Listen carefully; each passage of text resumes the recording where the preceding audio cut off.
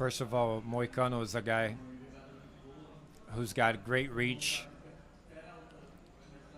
He waits for the fight to begin. He doesn't attack from the beginning. He waits for the opponent to make a mistake.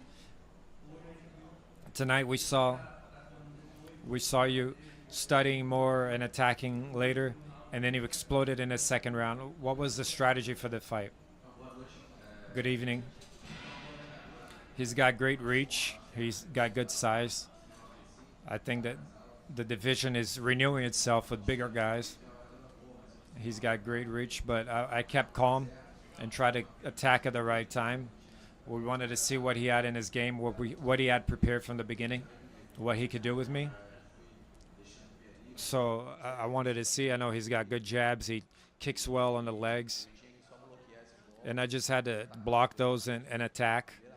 I knew that the first hand of mine that would land, he would feel it.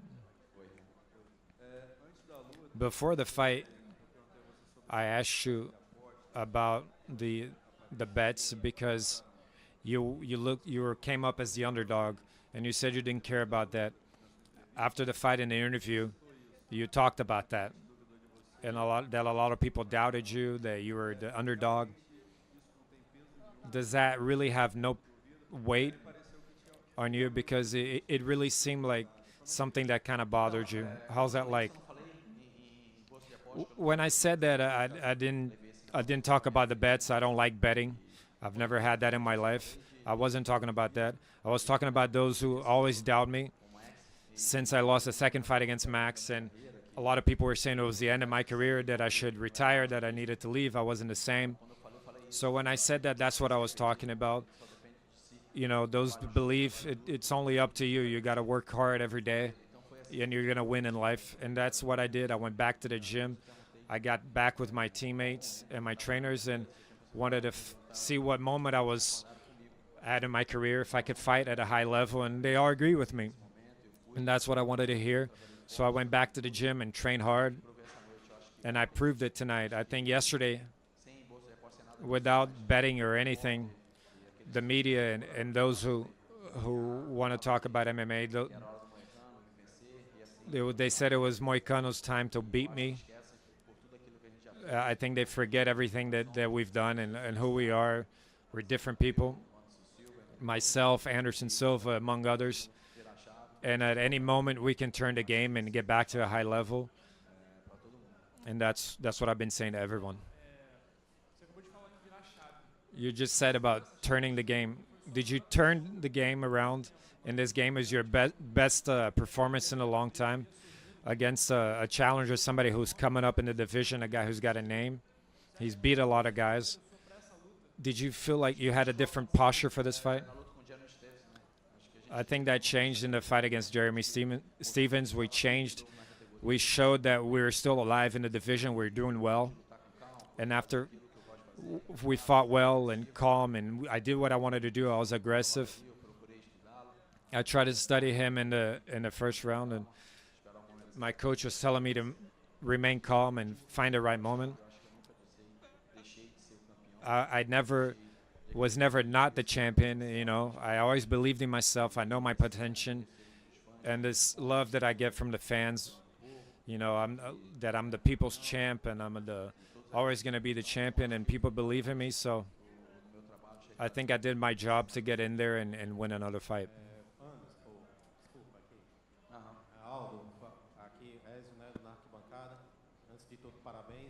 Congratulations on your win.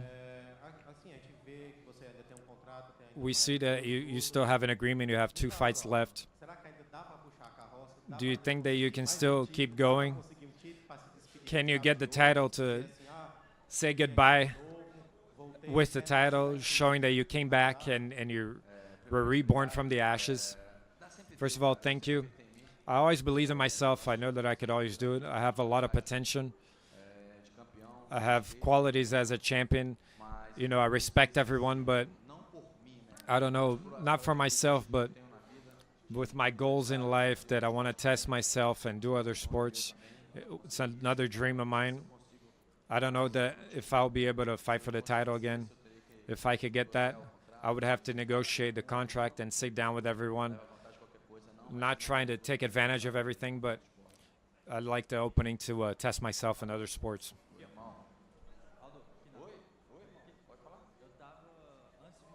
Before coming here, I was watching the movie based on your life and saw how hard it was for you to get to the top.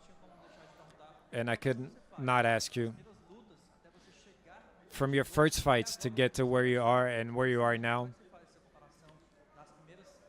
how do you compare the first to the last fights? In the beginning of my career, I really was going after what I wanted. I had my dream of having my own home, of having a better life for myself and my family, for my mom, for my sisters. So I worked hard thinking about them. And thankfully, I would get in there with everything, and people would tell me that no one could take what was mine. It was my dream. So I couldn't see anything other than my victories. So that's what I did until the end. And after we become the champion, we were able to get everything that we want. And I'm able to put dreams a lot longer than the moment we're living. So it's like going through a wall, and you know, I work for that, and I believe in my team. I have a great team that supports me fully. That dad is more than a trainer. He's like a father to me. He's always there with me, talking from the beginning to never change. And today I fight for my daughter as well, because she hadn't seen her dad win, and now she can understand. She watches the fights. She wants to travel with me, and now she's seen 2 victories, and now we're fighting for her, and that's what makes me stronger.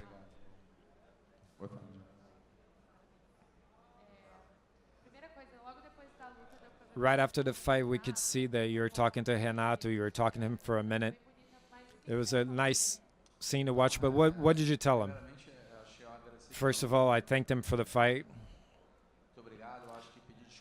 I think that I had to say sorry because I was getting in the way of his dream. He wanted to fight for the title, and I wanted to give him some strength. We need the new generation. We need new athletes in my division too. I always dreamed of having a total domination of Brazil in the division, and I lost that. So I want to give him the strength for that. You know, now it's in the past, and I hope that he's keeps going. He's got talent, and he's got his skills, and he's got a great future ahead of him. He needs to believe in his team, and hopefully he can come back and fight for the title one day and be the champion. Twitter is already on fire after your win, so let's go in parts. Conor McGregor had a relevant tweet. He said that he'd love to compete. It's so beautiful. How does that sound to you? To me, it would be great. I don't know if this fight, he said, was closed in Rio. It didn't get to me, but if I have that opportunity at the division above, that way I don't have to suffer to the weight cut, I think it would be a great fight. I think in the first fight, we weren't even to show my work. He connected a great punch. But if you have another opportunity, I think the story is going to be different. And some other people, Alex Volkanovski, said that he congratulated you and said that, you know, let him know if you want to get back quick. Volkanovski. Sorry. Sorry to that guy. I don't know, but you can be sure that if you want to fight in Curitiba, if I have the opportunity, I'm in. Another one was Brian Ortega. He said that let's start to negotiate. Would that be a fight that interests you? Of course. Anyone here who's well ranked would be a great fight. I put about 15 names in front of Dana and asked them what was the real situation I was in division in the UFC and what he imagined for me. So I gave him a list of names, and all those in that list are in the list, or in my menu, and I like to face him someday. And Max Holloway also tweeted. Did you see it? We already know that you face somebody that became symbol of trash talk, but it's not your style. Are you happy to see that? from the champion. I think he's a true champion. I'm happy about it because he's a guy that deserves to be there. He deserves to be the champion. He achieved it. He's battled from the beginning. Came into the UFC very young, and I think that he conquered that. I have a lot of respect for him. He's got a great story. He's got a kid too, just like me. I have my family, so we defend that, and I'm very happy, and I wish him all the best at featherweight or lightweight. I hope that he continues to with the victorious path, always healthy. Aldo, você saltou o cage, You jumped out of the cage and ran into the crowd. I saw the guys were running after you, and you said, no, you're not going to hold me back. And you chose to go to a section there. Was there someone there that you wanted to see, or you wanted to jump, or was it just to run away from the security? It was just to run away from security. I didn't even see where I was going. When I was going to jump, right when I jumped the cage, I was really far away from the people. I wanted to get closer to them and feel their energy, what everyone was feeling. I told them not to hold me, to let me go. If they hadn't held me back, I would still be there. You wouldn't be talking to me right now. I wanted to be in there and run into the crowd like a madman. You jumped like Khabib at that fight with both feet. I think people were scared. But about the knockout at the finish of the fight, of course, Moicano was not happy. He complained at the moment that he was still there. Do you think it was the right moment? What did you think of the fight stoppage? I was talking to Reed Harris about that. He said it was just like Khabib's jump. I told the guy to crouch down because I was going to land. And he asked me if I thought that the fight stoppage was early, and I didn't know what to say at the moment. It was really quick. I didn't really know. But watching the fight, I haven't seen the full fight, but watching the highlight, I think that I had a lot of dominance, and the ref told him to react, and he didn't. So, and they always say if you don't show that you're in the fight, the ref's going to stop the fight. So it wasn't that he wasn't warned about it. It's part of it. I can't go back. You know, the ref has final say. If that's what he thought, I agree with him. Tonight in the event, Amanda Nunes talked to the press and said that she would like to stop fighting, that maybe her next fight would be her last for undetermined period of time, that she would like to fight soccer. It's a dream that you might also have. Do you think that Brazil might become an orphan, with a loss of big idols? You know, Damien, Amanda, you, Anderson Silva's not going to fight for much longer. Do you think that Brazil's going to have enough talent to have enough idols that nation wants? I think that there's going to be a new generation. I think that the Brazilian people are very hard workers that are always looking for that. So I hope that a new generation comes up. There's guys fighting at 205. There's someone that I hope can have a good path and fight great names. Charles is also a guy who's been growing a lot at featherweight. So I hope that new athletes come up that can represent us. There's another guy in the division that we're preparing that will be a great guy in the UFC. I think it's a phase that we're passing, relaying the baton, and I hope that some other Brazilians can carry the flag moving forward.